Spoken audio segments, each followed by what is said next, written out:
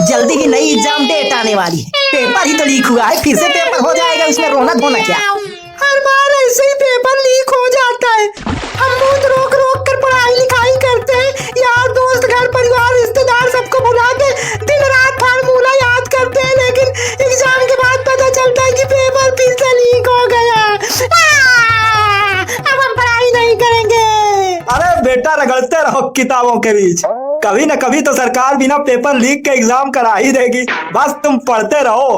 अब एक बार अगर डॉक्टर बन गए ना तो साथ पुछते पड़े पड़े खाएंगी। हाँ अंकल, हम लोगों की भलाई करने के लिए डॉक्टर बनना चाहते थे, अपनी पुस्तकों को पढ़े पढ़े खाने के लिए नहीं। चाहते थे मतलब अब हम नीट की तैयारी दोबारा नहीं करेंगे और ना ही पढ़ेंगे। अरे नीट की छोड़ो, अब हम किसी कॉम्पिटिटिव एग्जाम की तैयारी नहीं करेंगे।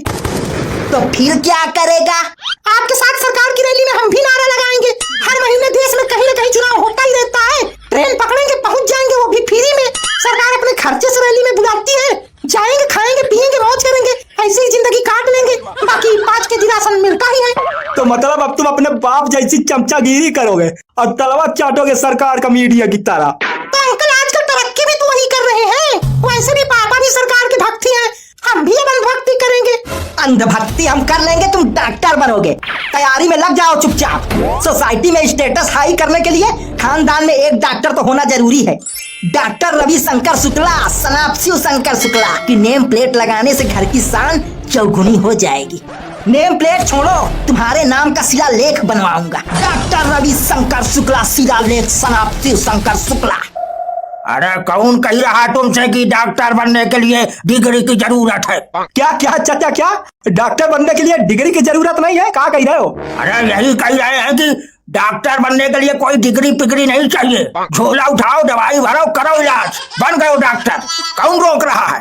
आपका मतलब झोला छाप डॉक्टर? जो बिना पढ़े लिखे बिना डिग्री के डॉक्टर बने घूमते हैं वो?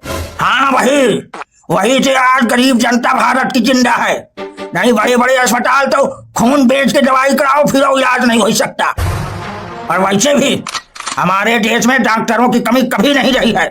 भारत के घर घर में डॉक्टर हैं। घाट हो, शीघ्र पतन हो, पथरी हो, शरीर में कोई भी समस्या हो, गली चलते किसी भी जिंदा इंसान से पूछो, फौरन इलाज बताएगा। अरे यहाँ तक कि अपनी गर्लफ्रेंड से भी बोलो ना कि पेट में दर्द है बाबू, वो भी फौरन बोलेगी घर में अजवाइन है। तो ऐसे डॉक्टर की इज्जत कौन करता है? डॉक्टर की इज्जत तब तक नहीं होती है जब तक वो MBBS, MD, MS ना हो। तो तुमको लगता है ये चूतिया MS बनेगा? बाबा, सबसे पहले सर्जरी आप ही की करूंगा। हाँ, दिमाग न खराब करिए। एक तो वैसे भी पेपर लीक से दिमाग खराब है, ऊपर से और आप ताना मार रहे हो। रात दिन पढ़ते पढ़ते आंखें लाल है और लाल ना करो। नीट में 172 क्वेश्चन करके आए थे, सिलेक्शन एकदम पक्का था। सिलेक्शन लेंगे नीट में? इतना ही पक्का था तो फिर से जाओ, दो एग्जाम में भाई के आओ। 180 में 190 क्वेश्चन। बाबा, आप तो चुप ही रहिए। ये बताओ, सरकार की नाकामी की सजा हम स्टूडेंट लोग क्यों भुगत रहे हैं? वैसे बात तो रवि सही कर रहा है। क्या सही कर रहा है? सरकार किसमें क्या गलती है? सरकार देश न चलाए, अब चल के एग्जाम सेंटर जाके एग्जाम कराए। मोदी जी ऐसे छोटे मोटे कामों के लिए पैदा नहीं हुए हैं कि वो अच्छे से एग्जाम कराए, रोजगार दें, गरीबी दूर करें, अपराध रोकें। मोदी जी तो अवतारी पुरुष हैं। वो कलयुग को त्रेता युग में बदलने के लिए अवतार लिए हैं। और अभी तुमको पता नहीं है, मोदी जी ये दुनिया का जो कोना कोना घूम रहे हैं ना, ये ऐसे ही नहीं घूम रहे, ये दुनिया की सारी सभ्यताओं के साथ मंथन कर रहे हैं। इसका रिजल्ट तुमको 1000 साल बाद देखने को मिलेगा। फिर अगर तुम मोदी जी को पूजो अगर ना, तो कहना हमसे और शुक्र मनाओ कि मोदी जी रोड बनवा रहे हैं, चमचम कह रहे हैं। नहीं, त्रेता युग में तो कच्ची गलियां ही होती हैं। रवि बेटा, लो बादाम वाला दूध पी लो ताकि दिमाग खरगोश से तेज दौड़े और तुम डॉक्टर बनके ये फाड़ो, इधर से फाड़ो, उधर से फाड़ो, मार फाड़ फाड़ के रख दो। अरे भाभी जी, जो हर जगह से फाड़ता फूड़ता है ना, उसे डॉक्टर नहीं जल्लाद कहते हैं। तो क्या मेरा राजा बेटा नीट का पेपर देके डॉक्टर नहीं जल्लाद बनेगा? जिस हिसाब से हर साल नीट का पेपर लीक हो ही रहा है, तो पेपर खरीद के जो डॉक्टर बनेंगे वो डॉक्टर थोड़े बनेंगे, वो तो जल्लाद ही बनेंगे। अरे देश तभी तो चमकेगा जब फर्जी नेता होंगे, फर्जी टीचर होंगे, फर्जी डॉक्टर होंगे, फर्जी अधिकारी होंगे, फर्जी लोग होंगे। सब कुछ फर्जी ही तो हो ही रहा है आजकल। और सिर्फ नीट का नहीं, पिछले 10 साल में यूपीएससी छोड़ के हर कॉम्पिटेटिव एग्जाम का पेपर लीक हुआ है। 90 पेपर लीक हो चुके हैं पिछले 10 साल में। और मजे की बात, अब तक ना किसी मंत्री विधायक ने जिम्मेदारी ली और ना किसी एग्जाम एजेंसी ने। सही मायने में ये पेपर लीक नहीं हो रहे हैं, ये हिंदुस्तान के युवाओं का भविष्य लीक हो रहा है। अरे इतना तो पानी की टंकी लीक नहीं होती जितना पेपर लीक हो जाता है। इस सरकार की बनी पानी टंकी लीक नहीं होती, भर भरा के बैठ जाती है 2 दिन में। पूरे देश में इस समय अंधेर नगरी चौपट राजा वाली कहानी चल रही है। अरे आजकल तो सब अनपढ़ जाहिल गंवारों का जमाना है, वो कहा जाने पढ़ाई लिखाई। असल में आतंकवादी सिर्फ वही नहीं होता जो बेवजह लोगों की जान लेता है। आतंकवादी वो भी है जो देश को अंदर से खोखला कर रहे हैं, युवाओं के भविष्य के साथ खिलवाड़ कर रहे हैं, और इनके लिए फांसी की सजा भी कम है। सबसे पहले इनको चौराहे में नंगा घसीटे, फिर खचर खचर खचर खचर करके काट डाले, तभी खौफ बैठेगा इन माफियाओं के दिल में।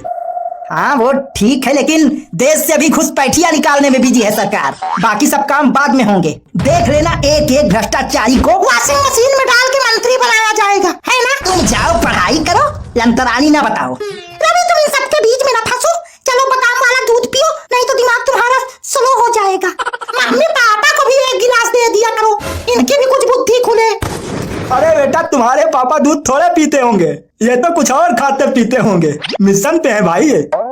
अरे सरकार जनता की गुलाम होती है, ना कि जनता सरकार की। लेकिन लाला हमारे आंख में पट्टी बांधे हैं, संबित पात्रा बने घूमते हैं। पता नहीं इनके जैसों की आंखें कब खुलेगी कि पढ़े लिखे बेरोजगार दर ठोकर खा रहे हैं और अनपढ़ जाहिल स्वास्थ्य मंत्री मुख्यमंत्री बन रहे हैं। समझ में नहीं आ रहा कि सरकार को पढ़े लिखे लोगों से इतनी दिक्कत क्या है। टीचरों को, छात्रों को एक साथ सड़क में घसीट घसीट के पीटा जा रहा है और अपराधियों बलात्कारियों को गोलमाला चढ़ाया जा रहा है। और बाबा राघव चड्ढा ने भी अभी तक कुछ नहीं बोला नीट पेपर लीक के बारे में। अरे उस चड्ढा की वॉशिंग सेंटर में जाके चड्ढी फट गई, वो क्या बोलेगा। तुम लोग जो यहाँ बैठे बैठे दलाली बतला रहे हो ना, अभी तुमको पता नहीं है देश की सबसे बड़ी चुनौती क्या है। सरकार उससे निपटने की तैयारी कर रही है। कहा है चुनौती भैया, बता दीजिए हमको भी, हमें नहीं पता। कहा है देश की सबसे बड़ी चुनौती? सनातन की रक्षा करना। हमारा धर्म खतरे में है। लोग तो मरेंगे जिएंगे फिर पैदा हो जाएंगे, लेकिन हमारा धर्म खत्म हो गया तो याद देखो, बनते सनातनी और सनातन का मतलब ही नहीं पता इनको। सनातन कोई लुल्ला पुल्ला धर्म थोड़े है। सनातन तो आदि से लेके अनंत काल तक विराजमान रहने वाला धर्म है। अरे जिस धर्म को हजारों साल में पुर्तगाली, डच, अरब, अंग्रेज, गौरी ये सब मिलके नहीं खत्म कर पाए, उस धर्म को बचाने की बात कर रहे हो तुम। सनातन ब्रह्मांड के कण कण में बसने वाला धर्म है, कोई धूल या मिट्टी नहीं जी कोई भी ऐरा गैरा नत्थु खैरा खत्म कर देगा। हजारों साल से हमारा सनातन फलता फूलता रहा है और आगे भी फलता फूलता रहेगा। और धर्म की बात नेता के मुख से शोभा नहीं देती, धर्म की बात धर्म गुरु के मुख से शोभा देती है। नेताओं को असल मुद्दा याद दिलाओ। तो असली मुद्दा क्या है फिर? भैया थोड़ा आप चुप हो जाइए, हम इनको याद दिलाते हैं असली मुद्दा क्या है। असली मुद्दा है, अरे रुको, हमें टट्टी लग रही, पहले टट्टी कही आते हैं। अग दिन ना